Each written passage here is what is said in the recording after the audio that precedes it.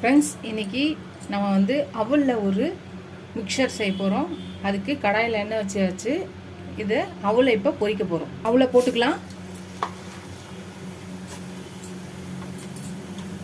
எடுத்துடலாம். பொரிஞ்சாச்சு, எடுத்துடலாம். எடுத்து ஒரு பவுலில் போட்டுக்கலாம். அவலை போட்டு எடுத்தாச்சு. இப்போ வேர்க்கடலை கொஞ்சம் போடுறேன், அதையும் பொரிச்சு எடுத்துக்கலாம். வேர்க்கடலை பொரிச்சாச்சு. இப்போ அதிலேயே போட்டுடலாம். வேர்க்கடலை எடுத்தாச்சு. இப்போ உடச்ச கடலையே போட்டுக்கலாம்.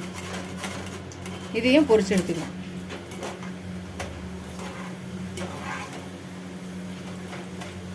உடச்ச கடலையை பொரிச்சாச்சு, எடுத்துடலாம். இப்போ கருவேப்பிலை கொஞ்சம் போட்டு பொரிச்சிக்கலாம். அவ்வளோதான் ஃப்ரெண்ட்ஸ், கருவேப்பிலையை பொரிச்சாச்சு. இப்போ அதையும் போட்டுக்கலாம்.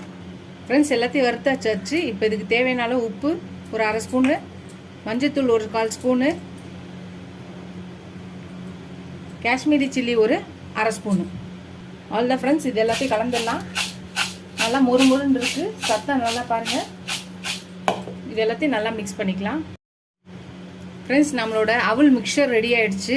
சூப்பராக ஈவினிங் ஸ்நாக்ஸுக்கு நம்ம ரெடி பண்ணியாச்சு. ஈஸியாக வீட்டிலேயே சூப்பராக நல்லா முறுமுறுன்னு இருக்குது, டேஸ்ட்டாக இருக்குது, நல்லா சாப்பிட்றதுக்கு.